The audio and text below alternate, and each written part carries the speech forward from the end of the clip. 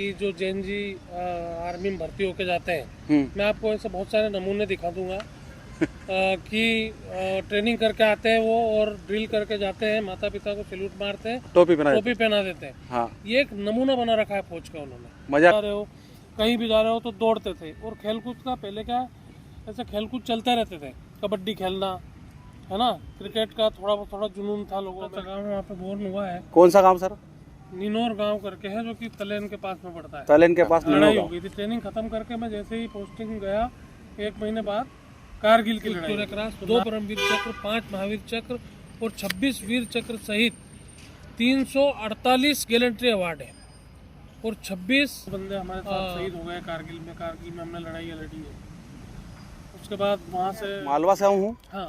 और आप भी मालवा से ही हो और अपना चैनल का नाम भी पॉडकास्ट मालवी में है, तो कुछ शब्द आप मालवी में अगर मैं आपसे जवाब दूं तो कोई दिक्कत तो नहीं आपके? नहीं, कोई दिक्कत नहीं। मालवी में आप बोलोगे तो मालवी में जवाब जरूर दे दूंगा।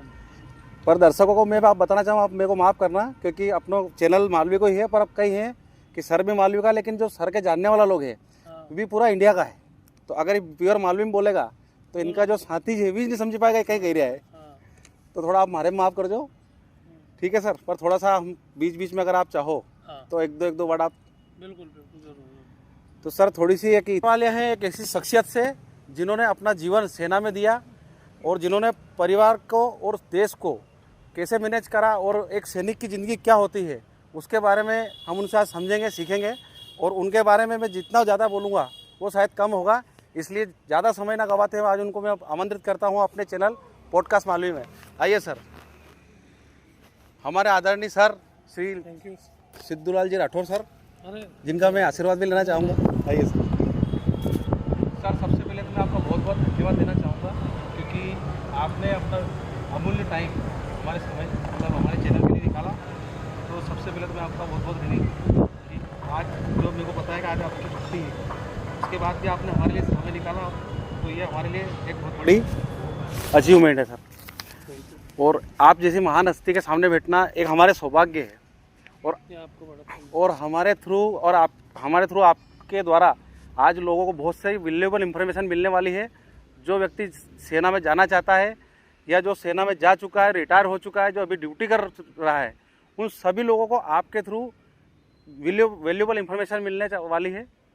तो सर अब मैं ज़्यादा अपने वाणी को विराम देते हुए आपकी बातें सुनना चाहता हूँ। सर थोड़ा अपने बारे में बताएं, आप फौज में कब गए थे, कितने साल की आपकी जॉब रही, कहाँ आपने जॉब की, थोड़ा जितना आप बताना चाहें। ठीक, मैं एक्चुअली 1997 में इनरोल्ड हुआ था जी, भोपाल मध्य प्रदेश से जी।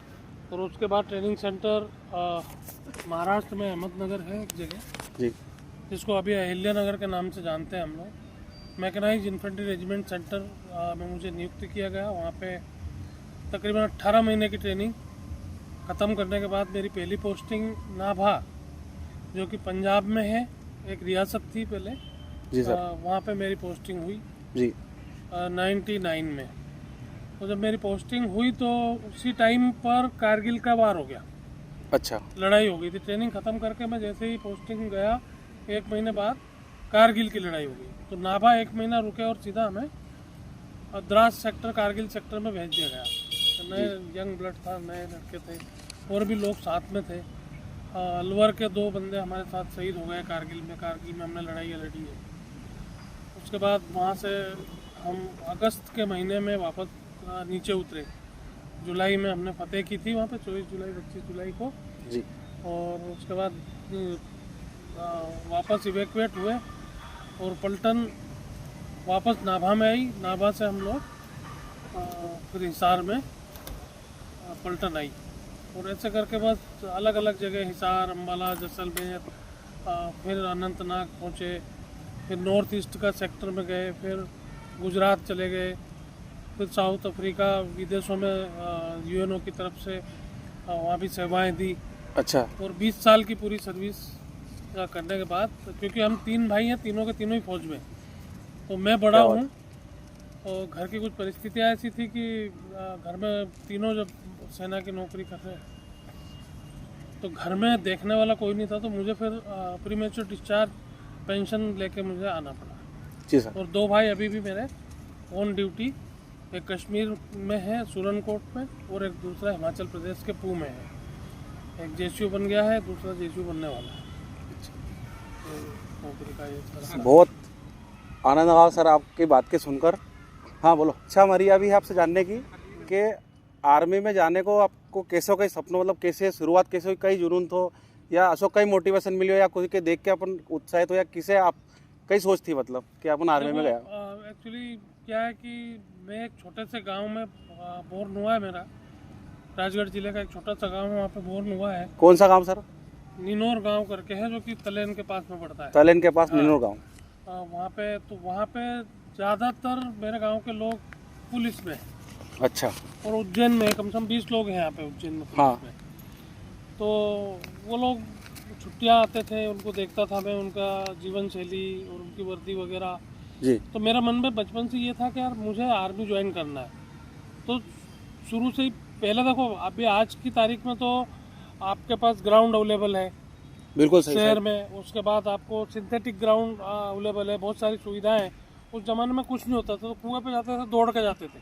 अच्छा। कहीं भी जाना होता था हमें, स्कूल जाते थे दौड़ के जाते थे। वही तैयारी थी मतलब? वही तैयारी थी। मतलब स्पेशल तैयारी ऐसा नहीं था, लेकिन मन में ये था कि हाँ वहाँ दौड़ लगाई जाती है, तो दौड़ मतलब खेत पे जा रहे हो आप, कुएं पे जा रहे हो, स्कूल जा रहे हो, कहीं भी जा रहे हो तो दौड़ते थे। और खेलकूद का पहले क्या ऐसे खेलकूद चलते रहते थे, कबड्डी खेलना है ना, क्रिकेट का थोड़ा जुनून था लोगों में, पर ये जो पहलवानी करना, अखाड़े में जाना, ये सब चीज़ें चलती थी। तो उस टाइम मन में यह था कि आर्मी में जाना है। तो नॉर्मली ऐसे ही हम लोग तैयारी करते रहते थे। और फिर भोपाल में भर्ती आई तो 10 लोग गए थे हम लोग भर्ती में। गांव से? गांव से, अपने गांव से? हाँ, मेरे गांव से 10 लोग गए थे। 10 में से हम 5 लोगों ने फिजिकल पास किया। पहले फिजिकल ही होता सर था। कौन सा सन की बात है ये?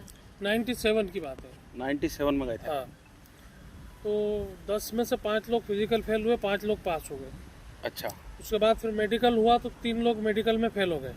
हम 2 लोग थे जो मेडिकल पास हुए थे। एक शिवपाल सिंह था और एक मैं। तो आज मैं आपको बताना चाहूँगा चैनल के माध्यम से कि मैंने भगवान से दिल से प्रार्थना की थी कि यार इस व्यक्ति का हो जाना चाहिए। अच्छा। हाँ, ये बिल्कुल सच बात है, क्योंकि वो मुझसे ज़्यादा मेहनत करता था।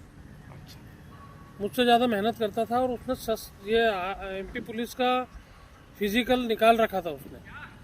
तो मैंने दिल से भगवान से प्रार्थना की थी कि इसका हो जाना चाहिए, लेकिन वो आर्मी के एग्ज़ाम में फेल हो गया और मैं पास हो गया। और मुझे ट्रेनिंग सेंटर अहमदनगर, जैसा कि मैंने बताया, वहाँ गया। वहाँ से मैं उससे लेटर लिखता था। पहले मोबाइल वगैरह कुछ नहीं थे ना, गांव में टेलीफोन हुआ करते थे। तो लेटर लिखता था। लेटर से मुझे 4 महीने बाद पता चला कि उसने पुलिस ज्वाइन कर ली।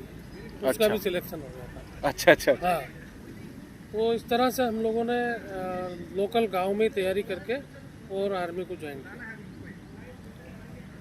पर सर आपकी एक बात मेरे को अब मतलब अपने पॉडकास्ट के दौरान एक बात बहुत अच्छी लगी हमारे आपकी। आप मालवी समझोगा सही नहीं? हाँ हाँ बिल्कुल। आप तो हिंदी में जवाब दो, मैं मालवी बोलूँ क्योंकि हमारा दर्शक भी है। तुम्हारे आपकी बात एक ये अच्छी बहुत अच्छी लगी सर कि आपने पूरा टाइम पे भी आपको इतनी देखी हो, आपने मतलब सच्चाई कबूल करना बहुत बड़ी बात है सर कि यार ये काबिल है, अगर मुझसे ज़्यादा तो इसको मिलना चाहिए। चलिए सर ठीक है। फिर टाइम ऐसा भाव होता था गांव में, जब लोग रहते थे जी आपस में मिलजुल के एक परिवार की तरह, पूरे गांव के लोग ऐसे ही रहते। आजकल की तरह बिखराव नहीं था।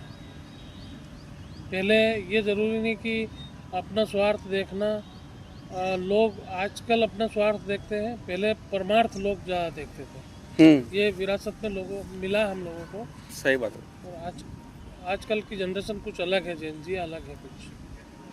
तो सर आजकल की जो जनरेशन है, एक बारे में आप कई कहना चाहोगा कि जो जैसे पहले आपकी जो जनरेशन थी, आप सोशल मीडिया की दुनिया है और ये जेन जी है, तो इनका बारे में आप कई कहना चाहो कि जो ही आर्मी के किस तरह से देख रही है आजकल का जो लड़का है, और इनके कैसा रहना चाहिए, और आर्मी को जो है देश को किस तरह इज्जत मिलनी चाहिए, जो मिल रही कि नहीं मिल रही, वो थोड़ा आप प्रकाश डालो सर उस पर थोड़ा सा। आप देखो, आजकल एक वीडियो, और मैंने कई वीडियो सोशल मीडिया पे देखा है कि जो जेन जी आर्मी में भर्ती होके जाते हैं, मैं आपको ऐसे बहुत सारे नमूने दिखा दूंगा कि ट्रेनिंग करके आते हैं वो, और ड्रिल करके जाते हैं, माता पिता को सैल्यूट मारते हैं, टोपी पहना देते हैं। हाँ। ये एक नमूना बना रखा है फौज का, उन्होंने मजाक बना रखा है। ये नहीं होना चाहिए। और उनको पता ही नहीं है कि किस तरह से आप ड्रिल कर रहे हो, कौन सा हाथ दाहिने जा रहा है, कौन सा बाएं जा रहा है, आपको क्या करना है क्या नहीं करना है। नमूना पेश कर रहे हैं कौन उनका ड्रिल उस्ताद है जिन्होंने ऐसी ड्रिल सिखाई है उनको, कौन से रेजिमेंट सेंटर ने उनको पास आउट करके भेजा है, कौन उनका सेंटर एडजुटेंट था, कौन सेंटर कमांडेंट था, मालूम नहीं, जो उनको मोटिवेट नहीं कर पा रहे हैं। और ये इतना भद्दा लगता है जो कि आप सिविल में आके नमूना दे रहे हो फौज का। ये डिसिप्लिन के बरखिलाफ है ये। हाँ, क्योंकि आप बारीकी जानते हो। हाँ। तो आप जैसे अधिकारी और भी जानते हो उस चीज़ को। बिल्कुल बिल्कुल जानते हैं। और मैं तो सेंटर जितने भी सेंटर हैं 2-4 सेंटर में लेटर लिखने वाला हूँ इस मैटर के ऊपर कि इनको मोटिवेट करो। आजकल के जो अग्निवीर योजना के तहत भर्ती हो रहे हैं बंदे, सिविल में आके नमूना पेश करते हैं वो लोग, जो कि गलत है बिल्कुल भी। ऐसा नहीं होना चाहिए। मान सम्मान वर्दी का हम मानते हैं, अगर हम बोलते हैं उसके खिलाफ तो आप जैसे बहुत सारे लोग आ जाते हैं सोशल मीडिया के, आ रहे हैं उसने वर्दी कमाई है। हाँ ठीक है, कमाई है, लेकिन उसकी इज्जत करना सीखो आप। सही है, ये नहीं करना चाहिए। उनको उसका मान ही नहीं है। आजकल बेरोजगारी ख़त्म करने के लिए लोग ज़्यादातर भर्ती हो रहे हैं, उनके मन में वो भाव ही नहीं है देशभक्ति का। बहुत कम परसेंटेज में लोगों के मन में वो भाव है। बाकी क्या है, बेरोजगार है, बोला चलो रोजगार मिल गया, ये भाव ज़्यादा है। ये नहीं होना चाहिए। सही, ये एक्चुअली फैक्ट है। ये सही कह रहे हैं सर आप। और सर जैसे ये जो सोशल मीडिया के थ्रू जो लोग अपने ये जो योजना है, क्या नाम है इसका, अग्निवीर योजना के बारे में कुछ लोग गलत बोलते हैं, तो आप इसको किस तरह से देखते हैं सर? देखो, अग्निवीर योजना गलत तो नहीं कह सकते हम इसको। एक दूरदर्शिता के साथ इसको शुरू किया गया है आदरणीय नरेंद्र मोदी जी ने। जी। बहुत दूर की सोची है कि अगर आज से 20 साल बाद आप अग्निवीर जो है वो 4 साल में रिटायर्ड होंगे और 20 साल बाद उनकी तादाद समाज में ज़्यादा होगी। अब आप देखना, एक मोहल्ले के अंदर अगर एक फौजी बंदा है, अगर 20 घर का एक मोहल्ला, उसमें एक फौजी बंदा है, तो उस मोहल्ले का डिसिप्लिन एक अलग से नजर आएगा। बिल्कुल सर, पूरा नजर आता है। उसके घर का माहौल अलग से चेंज हो जाएगा कि उसके घर के माहौल, घर में डिसिप्लिन से आ जाएंगे लोग, बिल्कुल चाल ढाल सब बदल जाती है। चाल ढाल, उनका बोल चाल का तरीका, उनका रहने सहने का तरीका, उनका ये सारी चीजें। तो जब बहुत सारे अग्निवीर ऐसे रिटायर्ड होकर आएंगे तो निश्चित रूप से समाज में कहीं ना कहीं बदलाव आएगा। तो एक लंबी दूरदर्शिता के साथ ये योजना शुरू की गई थी और इस योजना का निश्चित रूप से लाभ आने वाली जनरेशन को समझ में लाभ मिलेगा। आज ये योजना चाहे लोगों को कैसी भी लग रही है, कुछ लोग इसको बरखिलाफ बोलते हैं, लेकिन आने वाले समय पर यह कारगर सिद्ध होगी। बहुत बढ़िया सर, आपने बहुत अच्छी जानकारी दी सर। मेरे 2 से 3 क्वेश्चन हो रहे हैं सर आपसे, उसके बाद सर इसको अपन वाइंड अप करेंगे। जैसे कि सर सेना में जाने के लिए क्या तैयारी करना चाहिए और हमारे युवाओं के लिए क्या जानकारी देना चाहोगे आप, जाने के मतलब जो सेना में जाना चाहते हैं उनके लिए? सेना में जाने के, सेना को 3 भागों में बांटा गया है जी। एक तो जवान, एक जेसीओ जूनियर कमीशन ऑफिसर और एक ऑफिसर। तो इन तीनों में जाने के 3 तरीके हैं। आप अगर जवान में भर्ती होना चाहते हैं तो उसके लिए कम से कम 10वीं पास चाहिए और आपकी उम्र 16.5 से लेके 21 साल तक उम्र होनी चाहिए। और रैली भर्ती के माध्यम से इसमें आप जा सकते हो। इसमें फिजिकल, रिटन टेस्ट और मेडिकल तीनों परीक्षाएं आपको पास करनी पड़ेगी। दूसरी चीज़ें आती है ऑफिसर के लिए। तो ऑफिसर के भी अलग अलग तरीके हैं। एक 16.5 से 19.5 साल, जो कि एनडीए के थ्रू, नेशनल डिफेंस एकेडमी के थ्रू आप भर्ती हो सकते हो, जिसमें 12वीं क्लास आपका पीसीएम से पास हो, आपकी उम्र 19.5 साल के अंदर हो, 16.5 19 के बीच में। आपको एनडीए का एग्ज़ाम देना पड़ेगा। एनडीए का एग्ज़ाम क्लियर करने के बाद आपको एसएसबी फेस करना पड़ेगा। सर्विस सिलेक्शन बोर्ड है जो कि हिंदुस्तान में इलाहाबाद, बेंगलोर और भोपाल 3 जगह है। वो फेस करने के बाद आपका कमीशन होता है और आप एनडीए खड़गवासला पुणे में 4 साल का कैडेट कोर्स करते हो। सर माफी चाहूँ, कमीशन से मतलब थोड़ा, कमीशन से मतलब अधिकारी पोस्ट के लिए बता रहा हूँ। अच्छा। हाँ, तो खड़गवासला में इसकी कैडेट 4 साल तक रहते हैं। उसके बाद वहाँ पे कमीशन प्राप्त होता है और लेफ्टिनेंट से सीधा भर्ती होता है। अच्छा। फिर उसके बाद आपको रेजिमेंट डिटेल हो जाती है। फिर आपके अंदर जो काबिलियत है, लेफ्टिनेंट से लेकर तो आप चाहे तो चीफ ऑफ आर्मी स्टाफ तक जा सकते हैं। दूसरा इसका ऑप्शन ये है कि अगर कोई बंदा ग्रेजुएट है जी और उसकी उम्र 24 साल और 25 साल है, तो वो OTA के थ्रू या OTA के थ्रू वो सेना में भर्ती हो सकता है। 5 साल की शॉर्ट सर्विस कमीशन मिलता है उसको। उसके बाद वहाँ पे वो एक्सटेंड कर सकता है अपनी नौकरी को। OTA का सर फुल फॉर्म थोड़ा जानना चाहूँगा मैं sir. Officers training academy, officer training, है ना। ये 5 साल के लिए शॉर्ट सर्विस कमीशन, उसके जो नंबर मिलते हैं वो SS से मिलते हैं। और इसमें आप ग्रेजुएशन के बाद इसमें उम्र 25 साल तक है। तीसरा ऑप्शन इसमें CDS के थ्रू है, कंबाइंड डिफेंस सर्विस। कंबाइंड वो ग्रेजुएशन के बाद उसमें 27 साल तक एज है। आप उसमें कंपटीशन करके CDS का एग्ज़ाम क्लियर करके उसमें भी SSB फेस करना होता है 5 दिन का। SSB कंप्लीट करके आप IMMA जो कि देहरादून में है, इंडियन मिलिट्री एकेडमी, वहाँ पे ट्रेनिंग करके और आप आर्मड फोर्सेस को ज्वाइन कर सकते हो। ये पूरा प्रोसेस आपने ऑफिसर के लिए है। अच्छा, एक और चीज़ है इसमें JCOs के लिए। JCOs के लिए पहले अंग्रेजों के ज़माने में भर्ती होती थी डायरेक्ट। अभी JCO की डायरेक्ट पोस्ट नहीं है, सिर्फ एक रिलीजियस टीचर, पंडितों के लिए, मौलवी के लिए, ज्ञानी जी या फादर जो होते हैं रिलीजियस टीचर, उनके लिए JCO की पोस्ट डायरेक्ट है, जिसकी उम्र 36 साल तक है। जिसमें पोस्ट ग्रेजुएशन आपने किया हो वेदों में और 36 साल की उम्र तक आप भर सकते हो। आपको कोई एक इंस्ट्रूमेंट बजाना आना चाहिए। अच्छा। उसके अलग अलग हाँ शर्तें हैं। तो वो एक ही पोस्ट है जिससे आप JCO में जूनियर कमीशन के ओहदे पर जा सकते हैं। एक और जिसको TA बोलते हैं हम, टेरिटोरियल आर्मी जी। उस टेरिटोरियल आर्मी में 42 इयर्स तक जाने की संभावना है। उसका फिजिकल और मेडिकल और रिटर्न तीनों चीज़ें थोड़ी ज़्यादा हार्ड होती है क्योंकि उसमें पोस्ट कम होती है। तो आर्मी में जाने के ये अलग अलग तरीके। तो सर उसके बारे में थोड़ा सा बताना चाहें तो क्राइटेरिया क्या क्या रहता है, क्योंकि एज आपने जो बताया एज उसमें OTA के लिए किसके लिए पूछना? ये जो लास्ट में आपने जो टेरिटोरियल आर्मी के लिए, हाँ, उसमें ग्रेजुएशन चाहिए और ग्रेजुएशन के बाद में उसकी भर्ती निकलती है टेरिटोरियल की। उम्र उसमें 42 साल तक है और 42 साल उसमें भी एग्ज़ाम होते हैं। उसके बाद SSB होती है, सेम प्रक्रिया है के बाद। ऐसा है, पेपर बहुत हार्ड आता है उसमें, फिजिकल भी उतना हार्ड आता है। एज का आपने बताया क्राइटेरिया 42 है, 42 है। 42 साल तक। तो सर ने सारी जानकारी हम लोगों को दी है। आप जैसी भी योग्यता रखते हैं इस चैनल के माध्यम से, आप अगर कोई चीज़ मिस हो गई हो, कुछ पूछना भी चाहते हो तो इस पर आप कमेंट कर देना, तो सर इस पर आपको डिटेल दे देंगे। आपके नंबर भी दे सकते हैं, हम आपको जानकारी प्रोवाइड करा देंगे। बस जो सीरियस लोग हैं सिर्फ वही इस चीज़ में ध्यान दें। अगर सिर्फ मजाक करना है या जेनजी लोग हो, मतलब जेनजी का हम विरोध नहीं करते हैं, लेकिन आप सीरियस होकर देश के लिए तो इस विषय पर आप बात कर सकते हो। और आप खाली टाइम पास के लिए करना चाहो तो फिर आप रील बनाओ और इंस्टाग्राम पे फेमस हो जाओ।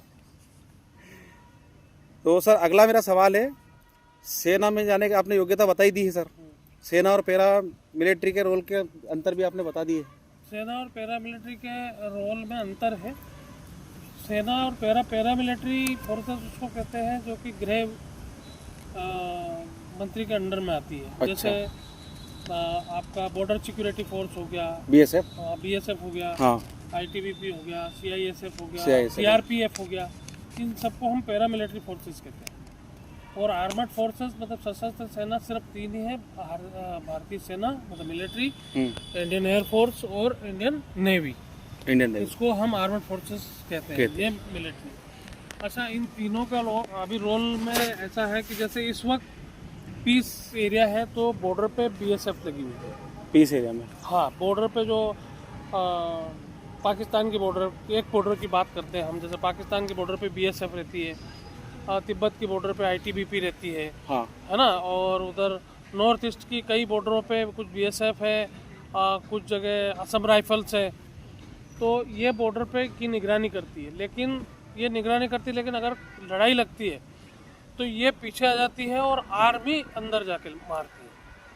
ये रोल में बड़ा अंतर है। दूसरा, इंटरनल अगर देश के अंदर कुछ प्रॉब्लम होती है, इंटरनल तो CRPF उसको संभालती है ना, रिजर्व फोर्स। हाँ, रिजर्व फोर्स है वो। अगर इंटरनल कुछ हो गया, कुछ प्रॉब्लम हो गई, दंगा हो गया, गृह युद्ध छिड़ गया, तो आर्मड फोर्सेस की बजाय वहाँ पे पैरामिलिट्री फोर्सेस इस मुद्दे को संभालती है। अगर उनके बस से बाहर होती है, कुछ स्थितियाँ ऐसी होती है कि बेकाबू हो जाए, तब जाके आर्मी फिर आती है इंटरनल मामले में। अदरवाइज आर्मी का, एयरफोर्स का और नेवी का काम सिर्फ डिफेंस करना नहीं है, अटैक करना है, ऑफेंस करना है। मतलब घर में घुस के मारने का जो काम है वो आर्मी करती है। डिफेंस लेके रहना पैरामिलिट्री फोर्सेस का बीएसएफ और ये बाकी जो आपने ये बताया। डिफेंसिव काम करती है, डिफेंसिव रोल है इनका। और हमारा जो रोल है वो आर्मी का और तीनों आर्मेड फोर्सेस का वो ऑफेंसिव रोल है। आप समझ गए ना, ऑफेंसिव और बिल्कुल डिफेंसिव का। तो ये रोल में बड़ा फर्क है इनका। चलिए सर, बहुत खुशी हुई आपसे जानकारी लेके और बहुत कुछ हमको सीखने को मिला और हमारे थ्रू बहुत से लोगों को सीखने को मिलेगा। और फिर मैं अपनी भाषा में हुआ आपसे फिर माफ़ी चाहूँ, पर कही है कि जो सब हमारे साथ गेस्ट है इनके बहुत जगह हर स्टेट में इनका परिचित है, तो एक बार वीडियो देखेगा तो भाषा समझ ही नहीं पाएगा। पर सर मैं चाहूँ कि 2-4 लाइन मालवा के बारे में थोड़ी सी आप बोल दो। मालवा अपना तो मालवा जो है वो मालवी भाषा बड़ी मीठी भाषा है। और एक्चुअली बचपन में मालवी भाषा में हम लोग बात करते थे। और मालवी भाषा में भी थोड़ा थोड़ा फ़र्क है। मैं जिस जगह से बिलोंग करता हूँ गाँव में, वहाँ की भाषा और यहाँ उज्जैन की भाषा में थोड़ा सा हाँ फ़र्क है। तो मैं समझ सारी भाषा लेता हूँ मालवा की, A to Z। आप भले पूरी मालवी में बोलोगे मैं समझ लूँगा, लेकिन बोलने में थोड़ी सी है मुझे दिक्कत। हाँ, थोड़ी परेशानी है, इसलिए मैं माफ़ी चाहता हूँ। ठीक है सर, हमको देखो भाषा तो एक माध्यम है, पर मेन जो है वो लोगों को संदेश है जो जाना चाहिए, पॉजिटिव संदेश। और आज इतना पवित्र और पावन दिन है 15 अगस्त के मौके पर सर, मुझे लगा इससे अच्छा दिन आपसे बात करने का नहीं हो सकता। मैं पिछली 26 जनवरी से इस चीज़ का इंतजार कर रहा था, तो मैंने 6 महीने इंतजार करे इस चीज़ का। तो दो पर्व में देखता हूँ सर, राष्ट्रीय पर्व है। तो सर आखिरी सवाल मेरा ये था कि 15 अगस्त और 26 जनवरी के मायने आपके नज़रिए से क्या है, एक सैनिक के नज़रिए से? तो 15 अगस्त और 26 जनवरी हमारे राष्ट्रीय पर्व हैं। और एक सैनिक ही नहीं, इसको हर वर्ग का व्यक्ति समाज में जो हिंदुस्तान का में रहता है, हिंदुस्तान की धरती में जो इस वातावरण में जीता है, उन सभी के लिए बहुत बड़ा महत्व है, राष्ट्रीय पर्व है। और इसकी महत्वता जो है वो जितनी एक बेरोजगार व्यक्ति से लेके गरीब आदमी से लेके जितनी महत्वता उसके लिए, उतनी ही प्रथम पुरुष जो हमारे राष्ट्रपति महोदय उनके लिए भी उतनी है। तो राष्ट्रीय पर्व हम सबके लिए बहुत महत्व रखता है और इसको पूरे जोश के साथ सभी को मनाना चाहिए। तिरंगे के आदर में हमेशा खड़ा रहना चाहिए हम लोगों को। ये सभी से मैं अनुरोध भी करता हूँ कि कहीं भी आज हमने 15 अगस्त मनाया है और छोटे छोटे तिरंगे झंडे मार्केट में बहुत सारे बिक रहे हैं, कल को वो कहीं आपको नज़र आएंगे पड़े हुए। तो सबसे निवेदन ये है कि तिरंगे को आप कहीं भी नहीं फेंकें और उसको सही जगह, उसकी जहाँ पे हमारे सिर का ताज है, और उसको सही जगह आप डिस्पोज ऑफ करें और उसको कहीं भी यहाँ वहाँ नहीं फेंके, उसका सम्मान बनाए रखें। जी सर। हमारे दर्शक सर यहाँ पर 3-4 लोग खड़े हैं जो अपने पूरा पॉडकास्ट सुन रहे हैं। योगेश जी, आपका अगर कोई सवाल हो तो आप आके सर से सवाल कर सकते हैं। आप आके सवाल कर सकते हैं सर। इधर आओ, पास में आओ, इधर आओ थोड़ा। मैकेनाइज आओ ना, मैं रेजिमेंट के बारे में बताऊंगा। हाँ, पूछो आप। नमस्कार सर, जैन सर, मेरा आपसे एक सवाल था कि जो आर्मी में मैकेनाइज में जो पोस्ट होती है वो किस प्रकार की पोस्ट होती है और इसमें मतलब वो कहाँ पर किस प्रकार से काम करती है? हाँ, मैं बता देता हूँ आपको। मैकेनाइज्ड इन्फेंट्री रेजिमेंट एक ऐसी रेजिमेंट जिसको 79 में जनरल के सुंदर जी साहब ने खड़ा किया है। जी, जनरल साहब थे हमारे के सुंदर जी साहब, उन्होंने इस मैकेनाइज्ड फोर्स को खड़ा किया है। हमारा मोटो है वीरता और विश्वास। हमारा जो ध्येय वाक्य है उसका वो वाक्य वीरता और विश्वास। ये एक ऐसी फोर्स है, हमारे पास एक इक्विपमेंट है रशिया का जिसको BMP कहते हैं। BMP का रशिया भाषा में बाय मशीन पकोता या ICV बोल दो उसको, इन्फेंट्री कॉम्बैट व्हीकल।